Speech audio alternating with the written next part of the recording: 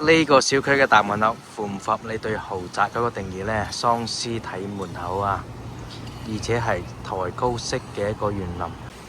咁我哋依家嚟到小區園林入邊啦嚇，全部都係宋式嘅一個園林設計嚟嘅，亭台樓水啦，名貴嘅樹種啦，包括我哋嘅走廊啊，全部都係榫卯結構嘅，按照1比1喺外地一個古老建築入邊拆卸過嚟再安裝嘅。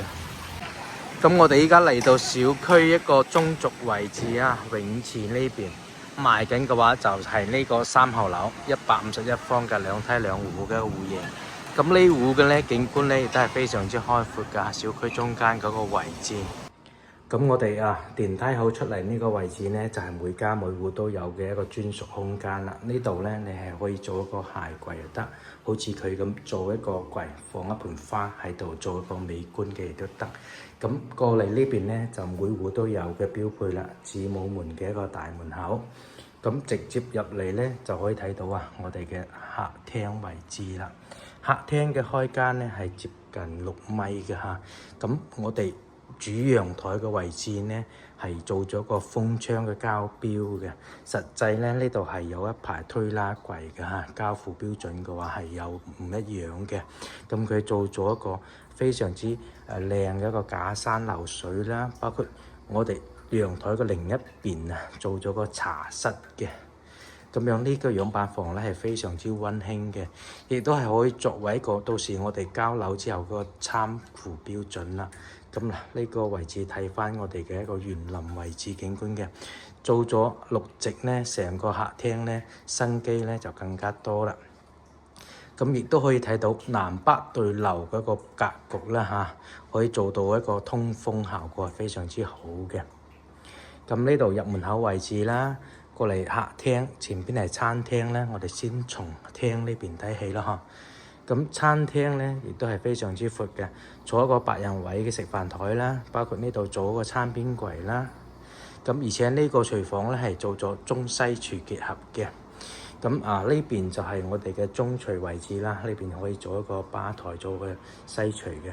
咁呢度交樓咧係一個細嘅房間嚟嘅，係可以放一個好似而家咁2個人喺度食少少零食啦嚇，或者睇書啦，或者飲2杯啦，都係非常之正嘅呢個空間。咁呢度出嚟因為佢做封窗咧，咁我哋晾曬喺邊度廚房外邊仲有一個生活陽台嘅。呢度放洗機啦，晾曬衣服咧都係完全冇問題嘅。咁樣咧就唔會影響到我哋既上封窗又擔心晾曬嗰個問題啦。咁 OK，我哋繼續睇樓呢個戶型咧係4房2廳3衛雙主套嘅。咁我哋嘅電視背景牆後邊咧係有一個套房嘅。咁如果我哋大家庭住咧，呢個套房咧可以俾一個長輩去使用啦。咁平時佢起身刷牙洗面啦，或者上廁所啦，都唔會影響到另外一邊嘅。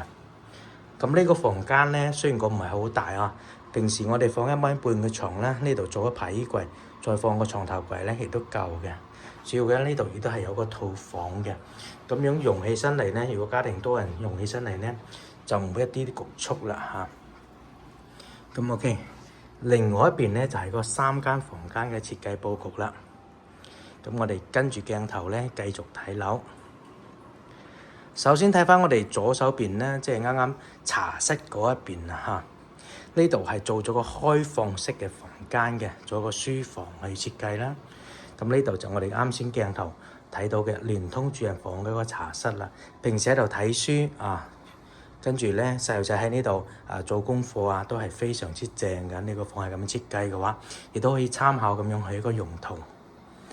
咁呢邊過嚟就係我哋嘅公共衛生間啦，亦都係第2個衛生間，3段式乾濕分離嘅非常之好用嘅一個洗手間。咁跟住另過嚟呢度就第3個房間啦。呢個房間亦都係非常之闊嘅2個床頭櫃1米半嘅床，再加埋衣櫃都係有位置嘅咁樣咧，我哋一個大戶型咧，最主要嘅就係追求舒適度啦。咁最後過嚟睇我哋嘅主人房啦。呢個主人房係咪非常之正咧？兩邊一個採光咁跟住飄窗咧，全部都係敲掉嘅交付方式啦。咁呢個主人房嘅空間感咧都係非常之強嘅，採光就肯定唔使講啦，唔使開燈啊都有咁明亮嘅。呢度放1.8米嘅大床，加埋2個床頭櫃，咁呢度咧係可以做一個大嘅衣帽間，一路過到呢邊都得嘅嚇。如果採光面唔需要咁足嘅話，咁入邊嚟呢度咧就係我哋嘅主套啦。睇翻呢個主套啊，放浴缸啦，踎廁啦、淋浴區啦、2人位嘅一個刷牙區啦，非常之闊落嘅嚇。咁依家呢個主人房咧，從呢個角度再睇翻，係咪採光面係舒適感？一啲都唔比新規個第4代住宅差㗎。依家新規住宅咧嘅使用感咧更加強，佢有原來傳統格嗰個元素啦，咁跟住都有新規嘅一個實用率啦。咁喺市面上都非常之受歡迎嘅。最緊要嘅價格咧係唔咁高嘅，比較適合一啲追求城市中心啊，而且追求準現樓或者係城市配套咧係睇得見摸得着嘅一啲比較中意改善嗰種家庭群體嘅。如果中意呢個型咧，係可以啲話紙嘅，攞樓盤嘅詳細資料啦、報價單啦。咁啱先我哋睇咗151方嘅樣板房啦，依家嚟到個交付標準入邊啦。我哋啱先講到咧，子母門係交標嘅標配啊嚇，地板磚包括全屋嘅中央空調亦都係個交標嚟嘅。咁亦都可以睇到啦，客廳嘅開間係非常之闊嘅，包括我哋電視嗰個背景牆亦都係交付標準嚟嘅。入門口右手邊咧就頭先睇到嘅長輩房位置啦，做咗個隱形門嗰個設計嘅。咁我哋先從呢個房間睇起啦，有一個細嘅套房啦，亦都可以即係俾我哋長輩使用啦。啱先都講到嚇，咁呢個房間咧係唔算好大，但係採光啊、套房啊，包括我哋做衣櫃加放1.5米嘅床咧，係足夠空間嘅嚇。咁我哋繼續從佢嘅客廳嘅左手邊咧，我哋廚房嘅位置睇翻起身啦。全屋中央空調都係個標配嚟嘅嚇。咁頭先咧呢度係餐廳啦，咁呢度頭先係放咗2張台啊，做咗個中西廚嗰個設計，放咗2張凳喺度飲茶啦、時候左衣杯啦，係咪啊？咁呢度過嚟就廚房位置啦，咁同我哋嘅樣板房咧區別都比較大嘅，改動亦都比較多嘅。呢個先係我哋真真正正買到交樓收到我哋手就係咁樣嘅一個樣子嘅。咁外邊嘅生活陽台咧亦都係有嘅嚇。咁晾曬咧亦都係足夠位置嘅，呢度大概都有3個方嘅。睇翻小區園林嗰個位置啦，廚房嘅採光面亦都係非常之足嘅嚇，有一個大嘅窗戶。包括我哋生活陽台呢邊有個透明嘅窗啦，廚房嘅一個灶台啦、抽油煙機啦，包括我哋嗰個洗碗機都係有嘅嚇。咁跟住我哋再同客廳面出去睇睇我哋主陽台個景觀啦。呢個係做咗唔封窗嘅設計㗎嘛，係嘛？頭先係封窗嘅，呢度推拉門就係我哋嘅交標嚟㗎啦。咁頭先亦都測過啊，呢個陽台嘅寬度咧係2.92米嘅嚇，咁跟住長度咧係超10米嘅，非常之闊嘅一個陽台咧。單陽台嘅面積都有30幾個方嘅嚇。呢度就係我哋小區園林嗰個位置啦，3進式嘅一個小區園林嘅一個位置啦，睇到我哋小區中間個位置嚟嘅，景觀視野都係非常之開闊嘅嚇。咁跟住我哋繼續去睇另外3個房間啦。基本上呢個戶型咧就買一啲家私家電啊，交樓俾你都可以入住噶啦。咁呢個房間頭先外邊係做咗個茶室嘅，係連通到呢度做個書房嘅。原始嘅咧家父就係咁樣噶啦。